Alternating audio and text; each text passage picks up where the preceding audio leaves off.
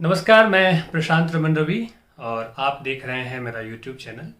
आज के इस वीडियो में मैं आपके साथ बात करूंगा CUET MA इंट्रेंस टेस्ट 2023 के बारे में। CUET MA हिंदी इंट्रेंस की तैयारी कैसे करें, चूँकि समय बहुत कम बचा है। इसके लिए क्या प्लान करना चाहिए, सिलेबस क्या है, एग्ज़ाम पैटर्न क्या होगा और प्रीवियस ईयर क्वेश्चन पेपर के एनालिसिस भी मैं आज आपके सामने लेके आया हूँ।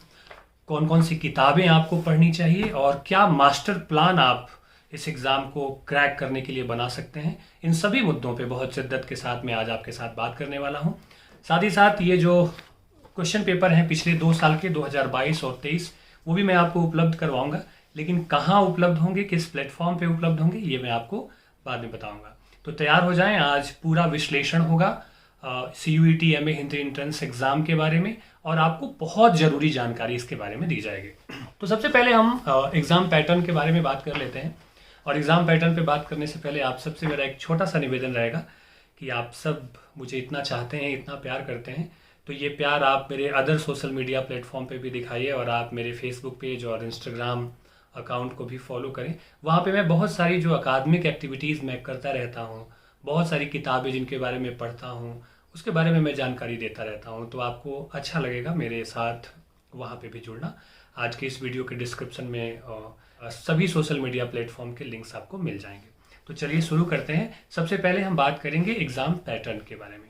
तो कुल 100 प्रश्न होंगे, आप सबको मालूम है। उसमें से जो 25 प्रश्न होंगे वो कॉमन प्रश्न होंगे, जिसमें कि थोड़े गणित के सवाल होंगे, रीजनिंग के प्रश्न होंगे, थोड़ा सामान्य ज्ञान होगा, कॉमन इंग्लिश के क्वेश्चन होंगे और साथ ही साथ करंट के क्वेश्चन होंगे।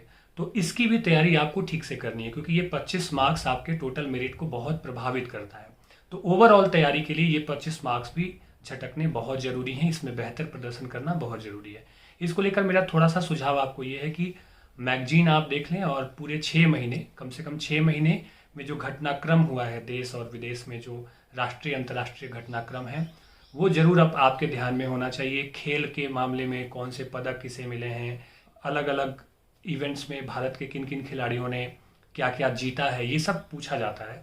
और सामान्य ज्ञान के लिए लूसेंट सामान्य ज्ञान की जो किताब आती है, वहाँ से आप पॉलिटिकल साइंस का हिस्सा आप पढ़ सकते हैं। फंडामेंटल राइट्स क्या है, फंडामेंटल ड्यूटीज़ क्या है, महत्वपूर्ण अनुच्छेद कौन कौन से हैं, कॉमन ज्योग्राफी के थोड़े से सवाल आप देख सकते हैं। और जो मैगजीन आती है, मंथली मैगजीन, उसमें बहुत सारी परीक्षाएं जो रिसेंटली आयोजित हुई हैं, उनमें जो अंग्रेजी के क्वेश्चन होते हैं, जैसे कि सिनोनिम्स हो गया, एंटोनिम्स हो गया, साथ ही साथ सेंटेंस एरर हो गया, स्पेलिंग मिस्टेक हो गया, ये जरूर आप देख लें। तो इसे अगर आप कर लेते हैं, थोड़ी रीजनिंग की प्रैक्टिस कर लें, थोड़े मैथ्स की प्रैक्टिस कर लें, तो ये अगर आप कर लेते हैं तो 25 अंक के जो क्वेश्चन है उसमें आप बेहतर कर पाएंगे। और जब मैं ये प्रीवियस ईयर क्वेश्चन पेपर आप सबको दूंगा, तो वहाँ पे भी आप देख करके आइडिया लगा सकते हैं कि किस तरह से प्रश्न पूछे जाएंगे। तो ये तो हो गई सेक्शन 1 की बात, जहाँ पे कॉमन सवाल आपसे पूछे जाएंगे। असली मुद्दा हमारा ये है कि जो 75 अंक के प्रश्न है, जो कि सिर्फ और सिर्फ हिंदी विषय से पूछे जाएंगे, उसको लेकर के हमारी रणनीति क्या होनी चाहिए, प्लानिंग्स क्या होनी चाहिए, सिलेबस क्या क्या है, इन बातों पे हमें कैसे फोकस करना है। तो देखिए, पार्ट 2 है। अगर उसके पूरे सिलेबस पे अगर आप ध्यान दें और उसको डिवाइड करें, तो सबसे पहला एक एक स्टेप वाइज मैं आपको बता रहा हूँ और उससे ज़रूरी चीज़ें भी मैं आपको साथ साथ बताता जाऊँगा। तो स्टेप बाय स्टेप बता रहा हूँ, एक ही साथ मैं पूरा सिलेबस नहीं बता रहा हूँ, एक एक करके बता रहा हूँ। तो जो पहला स्टेप है वह है हिंदी साहित्य के महत्वपूर्ण जो इतिहास ग्रंथ हैं, उसे आप जरूर देख लें। और इसके लिए सबसे अच्छी बात यह है कि आपके पास सरस्वती पांडे और गोविंद पांडे वाली जो किताब है, हिंदी भाषा और साहित्य का वस्तुनिष्ठ इतिहास, ये किताब आपके पास होनी चाहिए। इसके साथ और कौन सी किताब होगी वो भी मैं आपको आगे चल के बताऊंगा, लेकिन स्टेप बाय स्टेप। हिंदी भाषा और साहित्य का वस्तुनिष्ठ इतिहास, सरस्वती पांडे और गोविंद पांडे वाली जो किताब है, इसमें जो महत्वपूर्ण साहित्य इतिहास ग्रंथ हैं उसकी पूरी सूची आपको मिल जाएगी और उसे आप बहुत ध्यान से याद कर ले, यहाँ से प्रश्न आते ही आते हैं। उसके बाद जो काल विभाजन और नामकरण है हिंदी साहित्य के इतिहास में, उसमें महत्वपूर्ण हो जाता है कि विभिन्न जो कालखंड हैं, युग हैं, उसको विद्वानों ने, आलोचकों ने किन किन नामों से पुकारा है। तो ये जरूर आपको ध्यान में रखना चाहिए और यहाँ से भी प्रश्न आएंगे। काल विभाजन भी आप देख लेंगे कि अलग अलग विद्वानों ने क्या क्या काल विभाजन किया। हालांकि आचार्य रामचंद्र शुक्ल का जो काल विभाजन है वो सबसे अधिक प्रामाणिक माना जाता है, लेकिन फिर भी उस पर भी एक नज़र जरूर आपको देनी चाहिए, लेकिन ज़्यादा ध्यान आपको इस बात पे देना है कि विभिन्न जो कालखंड हैं उनको अलग अलग विद्वानों ने किन किन नामों से पुकारा है। उसके बाद जब आप हिंदी साहित्य के इतिहास में जो आगे बढ़ते हैं तो तीसरा जो महत्वपूर्ण बिंदु आता है वह है हिंदी साहित्य के इतिहास में आदिकाल से आधुनिक काल तक।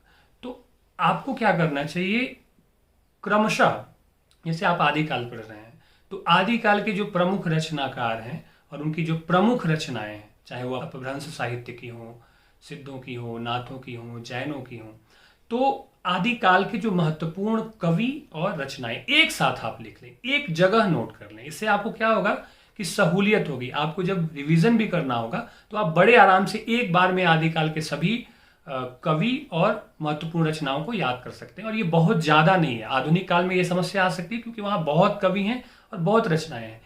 आदिकाल से लेकर के और रीतिकाल तक के जो कवि हैं और उनकी जो महत्वपूर्ण रचनाएं हैं उसे आप नोटबुक में लिख सकते हैं, या साथ ही साथ अगर आप अपने तरीके से पढ़ना चाहें किताब में तो पढ़ सकते हैं। और इसके लिए भी आपको सरस्वती पांडे, गोविंद पांडे की किताब को फॉलो करना चाहिए। बहुत अतिरिक्त पढ़ने की जरूरत नहीं है।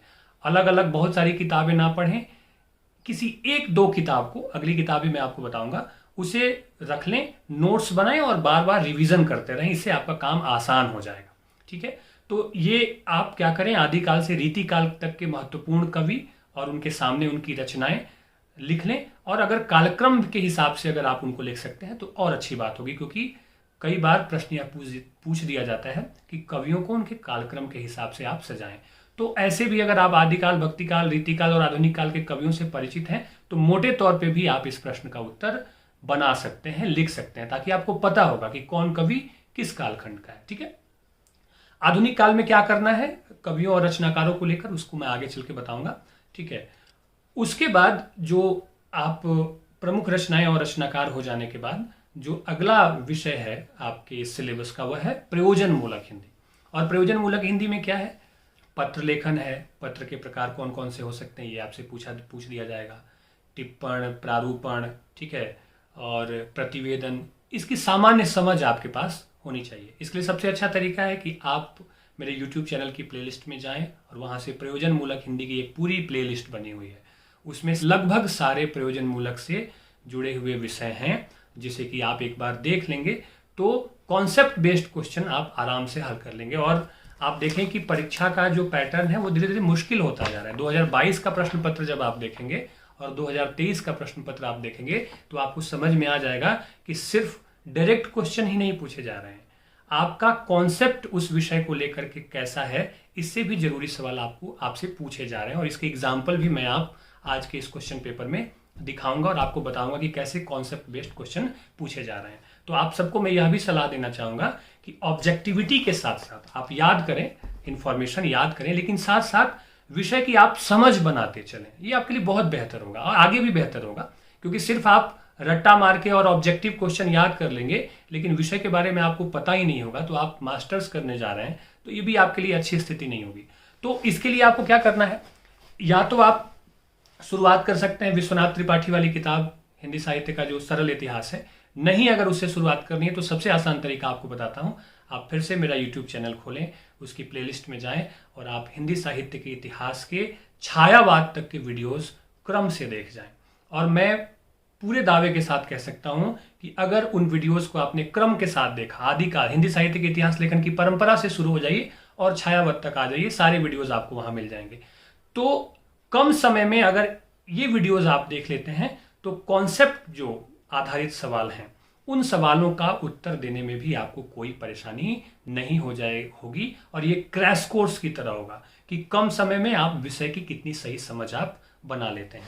तो ऑब्जेक्टिविटी के साथ साथ विषय की समझ भी आपको बहुत जरूरी है ताकि आप प्रश्न का उत्तर दे पाए। मैं आगे चल के यहीं से एग्जाम्पल निकाल के प्रश्न पढ़ के आपको बताऊंगा कि कैसे ऑब्जेक्टिविटी के साथ साथ विषय की समझ आपको जरूरी है। ठीक है, तो प्रयोजन मूलक हिंदी में ये काम आप कर लें। उसके बाद एक विषय और है आपके सिलेबस से, जनसंचार माध्यम और हिंदी। तो इससे जो प्रश्न आते हैं बहुत कॉमन प्रश्न आते हैं और थोड़ी समझ आप दिखाएंगे उस प्रश्न में तो उसका उत्तर आप देख लेंगे। उसमें होता है संचार भाषा क्या है, विज्ञापन और हिंदी, तो कॉमन प्रश्न होंगे, उसको आप बड़े आराम से उसका उत्तर दे सकते हैं। ठीक है, इसके बाद अगर आप जब आगे बढ़ते हैं तो अगला जो टॉपिक आता है वह है भारतीय काव्य शास्त्र। ठीक है, भारतीय काव्य शास्त्र में मैं आपको सीधे सीधे बताऊंगा, बहुत ज़्यादा आपको पढ़ने की जरूरत नहीं है। शब्द शक्तियाँ क्या हैं उसे आपको पढ़ लेना है, थोड़ा थोड़ा परिचय उनका देख लेना है। काव्य हेतु और काव्य प्रयोजन, काव्य प्रयोजन क्या है, काव्य हेतु क्या है, ठीक है ना, ये आप थोड़ा थोड़ा पढ़ लें, थोड़ा थोड़ा देख लें।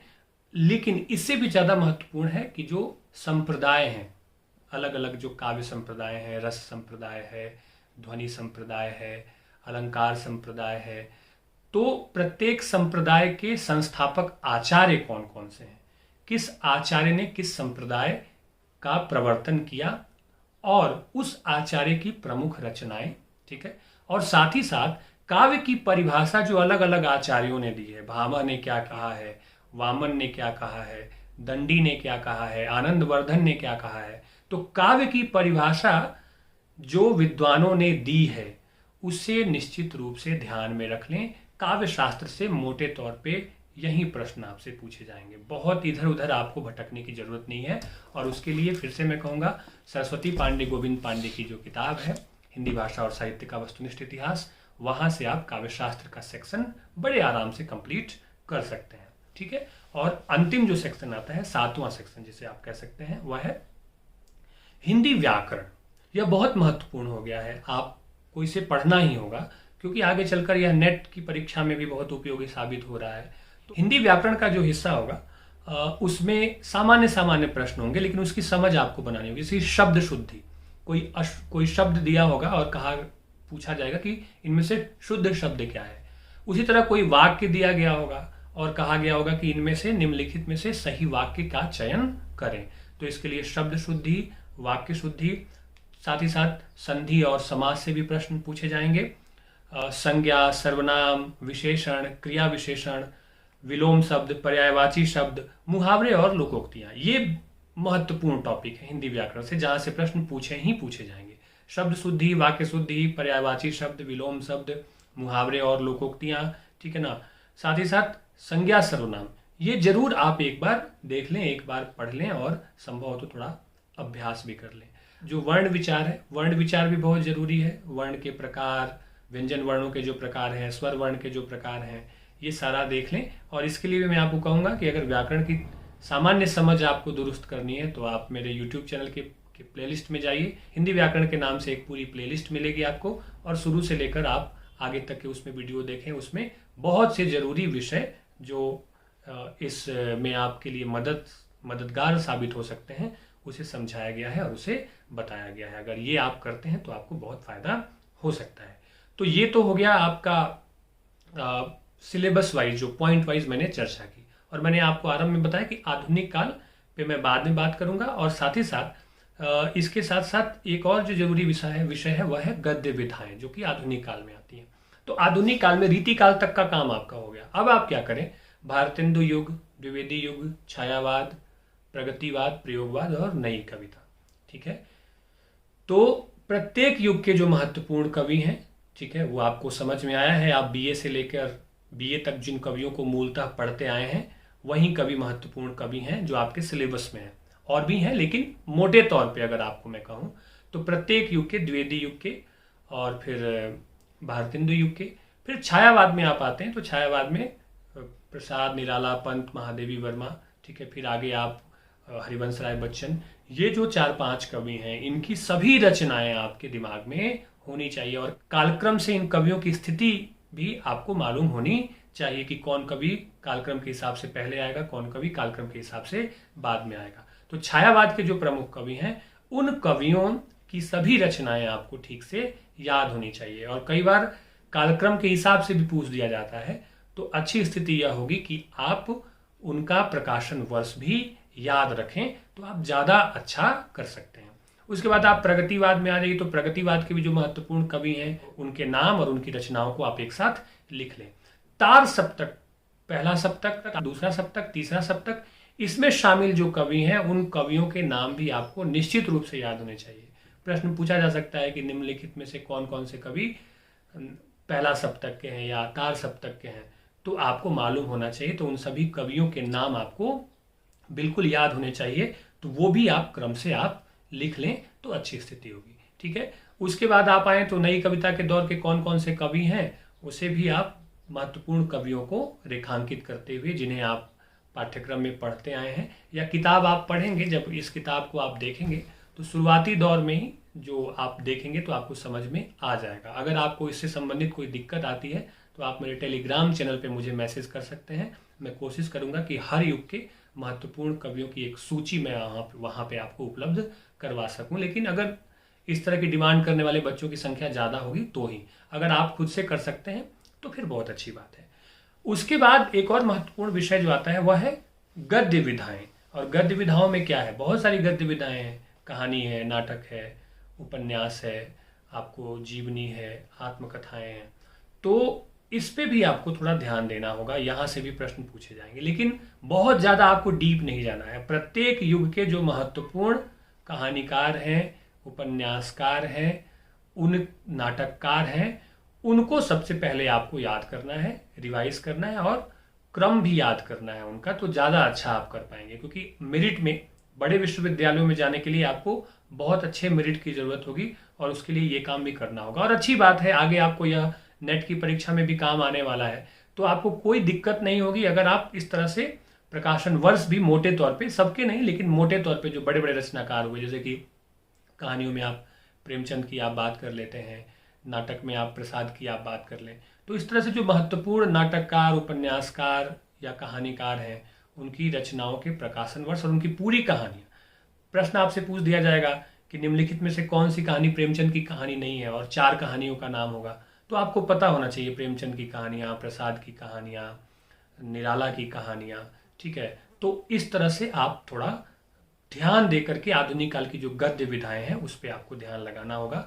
उसी प्रकार पत्र पत्रिकाएं जो है, तो पहली पत्रिका कौन सी थी, शुरुआती दौर की पत्रिकाएं कौन कौन सी रहीं, उसे भी आप देख लेंगे और यह भी इस किताब में आपको मिल जाएगा। कहने का मतलब यह है कि प्रत्येक हिस्से को आपको छूना है और अच्छे से छूना है, सिर्फ छू नहीं देना है, ठीक से छूना है, उसको आत्मसात करना है, तब जाकर के आप बहुत अच्छा स्कोर कर पाएंगे और अच्छे विश्वविद्यालय में दाखिला ले सकने में आपको सफलता मिलेगी।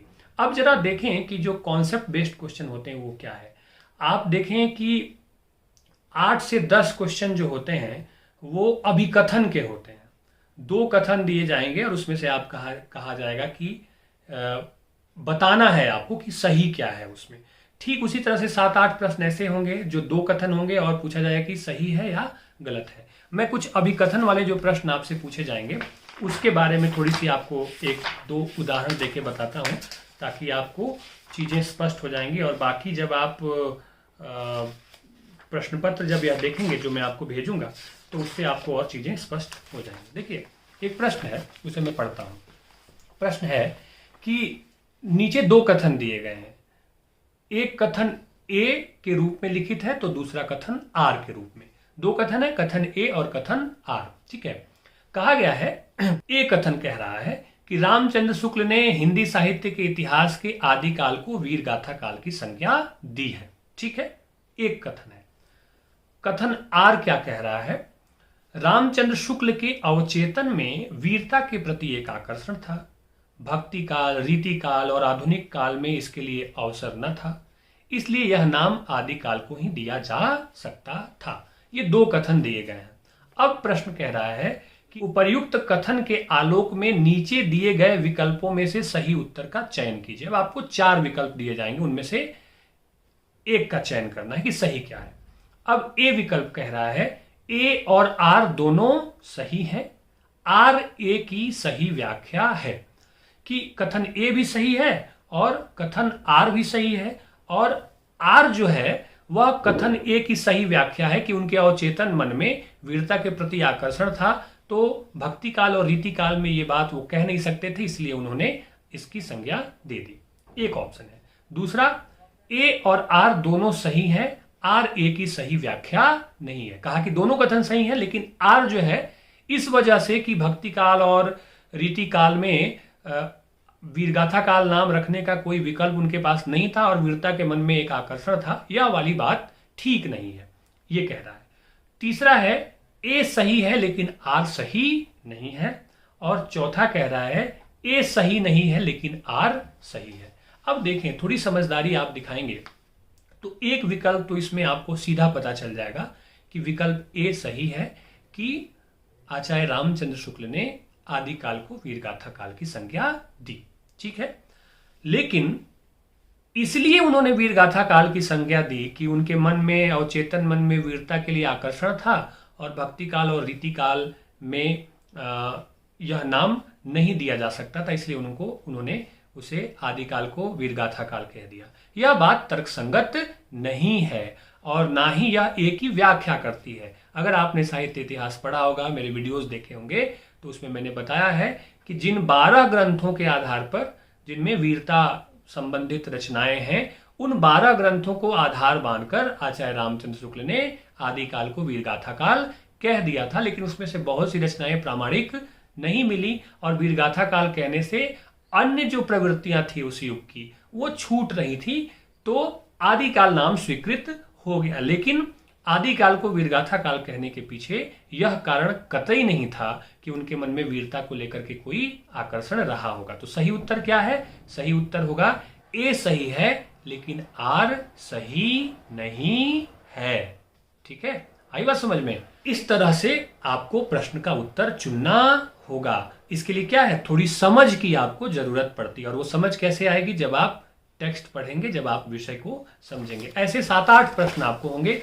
एक उदाहरण और आपको दे देता हूं। ठीक है, एक प्रश्न और है यहाँ पे कि भारतेंदु युग नवजागरण की चेतना का युग है। ठीक है, कथन ए है। कथन आर, भारतेंदु युग में सामाजिक आंदोलन के प्रभाव से जनता में नव चेतना का उदय हुआ तथा विधवा विवाह, सती प्रथा, नारी शिक्षा, अंधविश्वास और अस्पृश्यता निवारण की ओर जनता का ध्यान आकर्षित करने वाली रचनाएं लिखी गई। दोनों कथन सही हैं। अब विकल्प देखिए, ए और आर दोनों सही हैं। आर ए की सही व्याख्या है।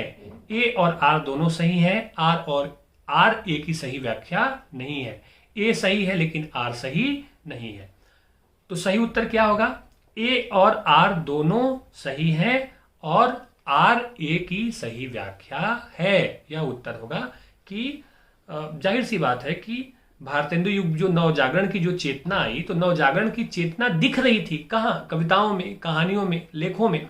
ठीक है, तो इसलिए कि जो सामाजिक आंदोलन का जो प्रभाव था वह प्रभाव साहित्य में भी दिखाई दे रहा था। तो बहुत बारीकी से क्या करना होता है, आपको प्रश्न पढ़ना होता है और उसका उत्तर आपको देना पड़ता है। तो इस तरह के भी 7-8 प्रश्न होंगे और इस तरह के प्रश्नों को हल करने के लिए जरूरत होगी आपको मेरे वीडियोस देखने की और टेक्स्ट पढ़ने की। अगर आप वीडियोस देख लेते हैं तो आप बहुत आसानी से इन प्रश्नों का उत्तर दे सकेंगे। ठीक है, इसके अलावा 7-8 प्रश्न ऐसे होंगे जिनमें दिया गया होगा कि 2 कथन है।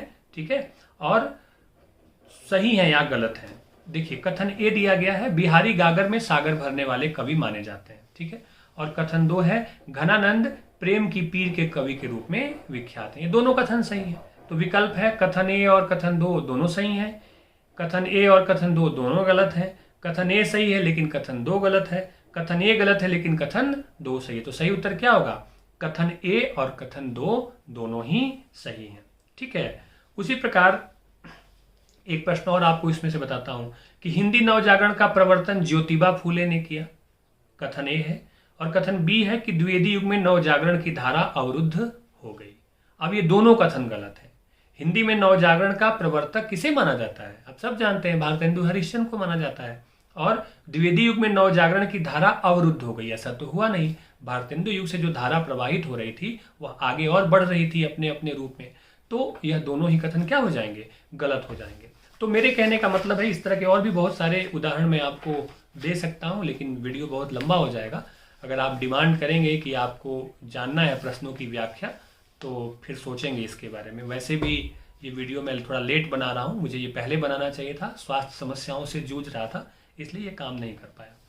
उसी प्रकार आपको प्रश्न दिया जाएगा अलग से कि निम्नलिखित में से कौन भक्ति काल के कवि हैं? 4 विकल्प है, तुलसी, कबीर, चंदवरदाई, देव और नानक। और ऑप्शन क्या है? केवल CDE, BCD, ABE, ABC। तो अब क्या है, भक्ति काल के कवि कौन है? तुलसी भी हैं, कबीर भी हैं और नानक भी हैं। ठीक है, देव किस काल के कवि हैं? रीति काल के। और चंदवरदाई आदि काल के कवि माने गए हैं। तो इसीलिए मैंने आपको प्रारंभ में कहा कि कवियों को युग के हिसाब से लिखें और उनकी रचनाओं को उनके सामने रखें, ताकि आपको पता चल जाएगा कि कौन कवि, कालक्रम के हिसाब से भी आप प्रश्न का उत्तर दे सकें कि यह कवि पहले आएगा और यह कवि बाद में आएगा, और साथ ही साथ अगर उनकी रचनाओं के बारे में भी बात करनी हो तो भी आप आसानी से उसका उत्तर दे सकेंगे। तो इस तरह के प्रश्न आएंगे, और कुछ प्रश्न मिलान करने वाले भी होंगे, सूची वाले भी, जिसमें कि रचनाएं हो सकती हैं और रचनाकार के नाम हो सकते हैं। तो इस तरह के जो मिलान करने वाले जो प्रश्न हैं उनकी भी संख्या लगभग 7 से 8 हो सकती है, और वो कवि हो सकते हैं, उनकी रचनाएं हो सकती हैं, ठीक है ना। तो इस प्रकार से आप समग्रता में अगर तैयारी करना चाहते हैं तो ये सारी चीजें आपको करनी होंगी। आपको वस्तुनिष्ठ प्रश्नों के साथ साथ आपको कॉन्सेप्ट भी अपना बनाना पड़ेगा, और इसके लिए आपको चाहिए कि आप सरस्वती पांडे और गोविंद पांडे वाली ये जो किताब है यह जरूर पढ़ें, निश्चित रूप से पढ़ें, और इसके साथ साथ आप हिंदी साहित्य के इतिहास के मेरे वीडियोस देखें, और साथ ही साथ आप प्रयोजनमूलक हिंदी के भी मेरे वीडियोस देखें। इससे आपको बहुत मदद मिलेगी। अब ये जो 2 साल के क्वेश्चन पेपर हैं, क्वेश्चन पेपर वर्ष 2022 का और 2021 का, ये दोनों मैं आज अपने टेलीग्राम चैनल पे डाल दूंगा। टेलीग्राम चैनल का लिंक आज के इस वीडियो के डिस्क्रिप्शन में होगा, आप वहां जाइए और मेरे टेलीग्राम चैनल को ज्वाइन करिए, वहां आपको ये दोनों साल के प्रश्न पत्र मिल जाएंगे, ठीक है। तो इस तरीके से सिर्फ आपको 2 किताबें पढ़नी है, अगर मैं कहूँ तो, एक सरस्वती पांडे गोविंद पांडे और एक हिंदी साहित्य का सरल इतिहास विश्वनाथ त्रिपाठी। बहुत अधिक किताबें ना पढ़े। हाँ, एक चीज जरूर मैं आपको बता दूं कि अगर आप बहुत अच्छा स्कोर करना चाहते हैं और बहुत और अधिक पढ़ना चाहते हैं, आपने मोटे तौर पे मैंने जो बातें बताई, अगर आपने उसकी तैयारी कर ली है, तो मैं आपको कहना चाहूंगा कि आप हिंदी साहित्य का इतिहास आचार्य रामचंद्र शुक्ल की किताब जरूर पढ़ें। उसमें क्या पढ़ें? खास तौर पे भक्ति काल, रीति काल और आधुनिक काल के कवियों के बारे में उन्होंने जो लिखा है, जो कहा है, वो अवश्य पढ़ें। वहां से भी प्रश्न आपसे पूछे जाएंगे या आपसे पूछे जा सकते हैं, पूछे जाते रहे हैं, यहां भी पूछे जाएंगे और आगे नेट की परीक्षा में पूछे जाएंगे। तो समय बहुत कम है आपके पास, तो जितनी बातें मैंने बताई है पहले वो करें, और अगर आपकी तैयारी पहले से बेहतर हो रही है, उसे और अगर आप बेहतर करना चाहते हैं, आप जवाहरलाल नेहरू यूनिवर्सिटी, दिल्ली विश्वविद्यालय, बनारस हिंदू यूनिवर्सिटी जैसे संस्थानों में अगर आप जाना चाहते हैं और अच्छा स्कोर करना चाहते हैं, तो साथ में आप आचार्य रामचंद्र शुक्ल की किताब पढ़ें। और आप सबसे मेरा निवेदन होगा कि आप हिंदी साहित्य के इतिहास के मेरे वीडियोस देखना बिल्कुल ना भूलें। बहुत सरल और आसान तरीके से मैंने हिंदी साहित्य के छायावाद तक मैंने उसमें बताया है, पढ़ाया है, और उसे पढ़ने के बाद अगर आप किताब पढ़ते हैं तो आपके लिए चीज़ें बहुत आसान हो जाएंगी।